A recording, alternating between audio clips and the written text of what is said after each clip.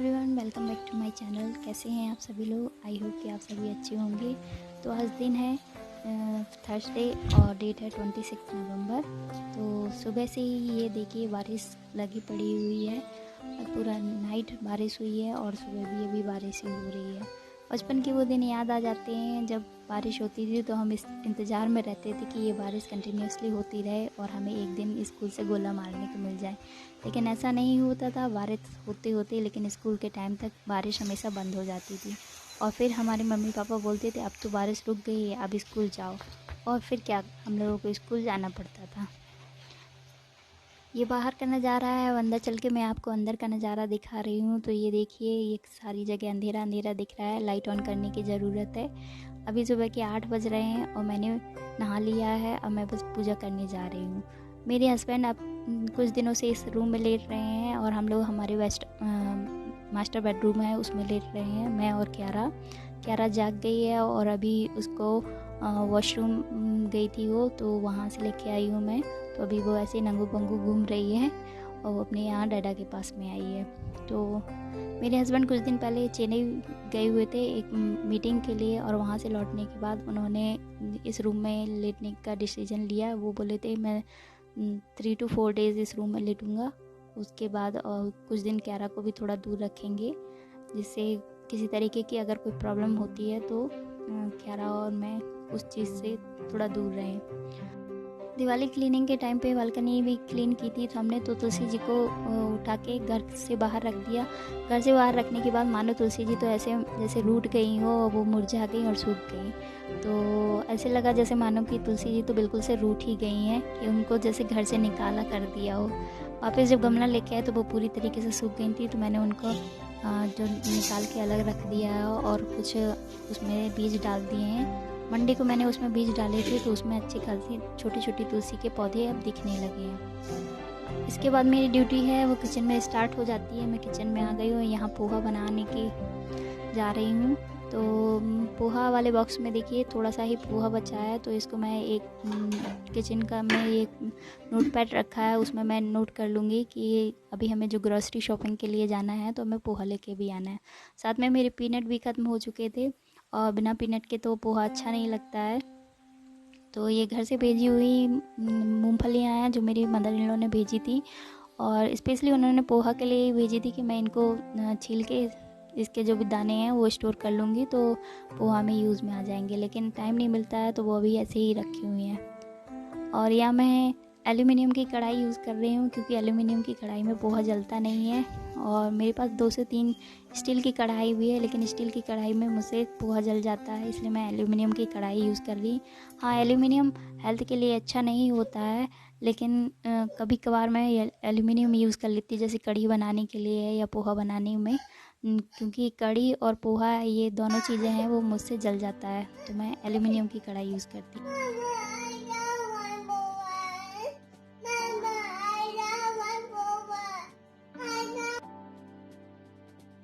ये ज़रूरी नहीं कि आप जो बच्चों के लिए बनाएं तो वो बच्चे वही खाएंगे। क्यारा का डेली का फेवरेट ब्रेकफास्ट है वो मिल्क एंड पार्ले जी है। मिल्क एंड पार्ले जी खाने के बाद ही वो कुछ खाती है, तो मैंने उसे बिस्किट और ये मिल्क दे दिया है, उसे आराम से वो खा रही है और इन्जॉय कर रही है।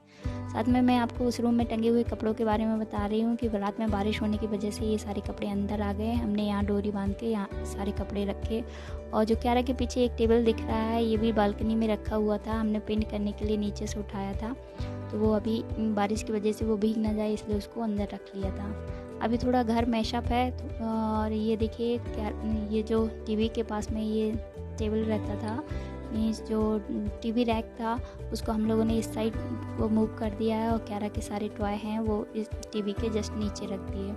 तो ब्रेकफास्ट के बाद मेरे पास टाइम रहता है तो ये हमारा होम स्कूलिंग स्टार्ट हो जाता है। मैं क्यारा को फर्स्ट रीडिंग कराती हूँ, उसकी ऑल इन वन वाली बुक है वो फर्स्ट पेज से लेकर लास्ट पेज तक कराती हूँ। उसके बाद ये लेटर्स और अल्फ़ाबेट वाली ये पजल्स हैं, इनको सॉल्व कराती हूँ जिससे कि वो नंबर रिकग्नाइजेशन और अल्फ़ाबेट रिकग्नाइजेशन में बच्चे को कन्फ्यूजन ना हो या वो कभी भूले ना। क्योंकि रिसेंटली हम क्यारा के लिए स्कूल में गए हैं और कुछ दिन बाद उसका इंटरव्यू भी है तो हम चाहते हैं कि अगर टीचर उससे कुछ पूछे तो वो सारे चीज़ों का आंसर दे। साथ में ये एनिमल पजल्स मीन्स कार्ड वाली पजल्स हैं, animals and their baby opposites, ये सारी चीज़ें कराती हूँ मैं।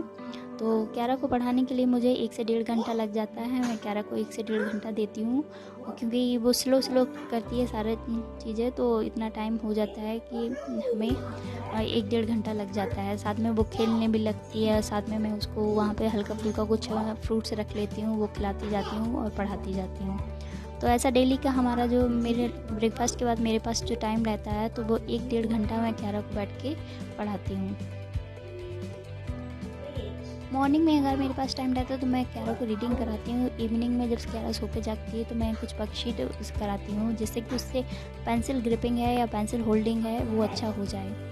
और यहाँ पढ़ाने के बाद फिर मैं किचन में अपने काम संभालने के लिए चली जाती हूँ, और क्यारा यहाँ अपने टॉय के साथ खेल रही है। तो हमने जो भी पढ़ाने के लिए जो भी चीज़ें यूज़ की थी उनको मैंने साइड में सारे कार्ड्स वगैरह कलेक्ट करके रख दिए। बुक ज़रूर सोफ़ा पर रखी है, उसको मैं बाद में रख दूँगी। और ये क्यारा अपनी टॉय के साथ खेल रही है, एंजॉय कर रही है। मेरी मम्मी करेला बनाने से पहले उनको नमक में डाल के 1 घंटे पहले काट के और फिर नमक डाल के रख देती थी, जिससे करेले की कड़वाहट है वो निकल जाती थी। और मेरी सासू माँ जब भी करेला बनाती हैं तो वो नाइट में कट करके और उनमें नमक डाल के रख देती हैं। और मैंने क्या किया, ना तो मैंने सासू माँ की चीज़ फ़ॉलो की, ना ही मैंने मम्मी की चीज़ फ़ॉलो की, क्योंकि मैंने ये दोनों ही चीज़ें नहीं की थी। तो मैंने थोड़ा सा वाटर में सॉल्ट डाल के करेलों को बॉईल कर दिया, जिससे कि ये इनकी कड़वाहट निकल जाए। और ये देखिए मेरा करेला बन गया है। और साथ में मैंने दाल बना ली है। दाल क्यारा के लिए कंपलसरी है, क्योंकि बच्चों को हमें प्रोटीन देना होता है। तो मैं डेली सब्ज़ी के साथ में कोई ना कोई दाल ज़रूर बनाती हूँ, चाहे वो अरहर दाल हो, मिक्स तुअर दाल हो, मूंग दाल हो, या मिक्स दाल हो, या मूंग दाल हो। इस तरीके से सब्ज़ी के साथ में एक दाल लंच में ज़रूर बनाती हूँ। तो क्यारा वहाँ कार्टून देख रही है और मेरी दाल और सब्ज़ी बन चुकी है। साथ में मैंने आटा गूँथ के रख दिया है। अभी मेरे पास टाइम है, मेरे हस्बैंड की कॉन्फ्रेंस कॉल चल रही है, तो मैं जब तक ये सारे बर्तन हैं किचन के वो सारे निपटा दूँगी। जो ब्रेकफास्ट और लंच में मिस दाल और जो सब्ज़ी के बर्तन निकले हुए थे उनको सबको धो के रख लूँगी।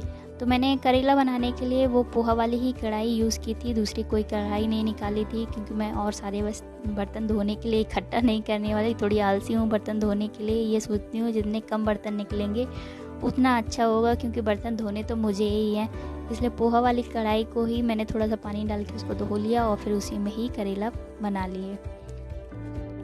मैंने अपने घर में कोई भी हेल्पर नहीं लगा रखी है, मीन्स मेरे झाड़ू पोछा और बर्तन के लिए कोई भी हेल्पर नहीं आती हैं।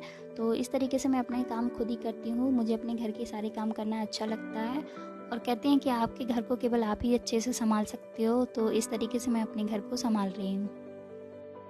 बर्तन धुलने के बाद टाइम हो चुका था, 12 बजने को हो गया था। और अभी फिर उसके बाद मैंने रोटियां सेकी, और क्यारा और मेरे हस्बैंड के लिए ये थाली लगाई है। साथ में मैं रोटियां सेक के उनको देती जाऊंगी।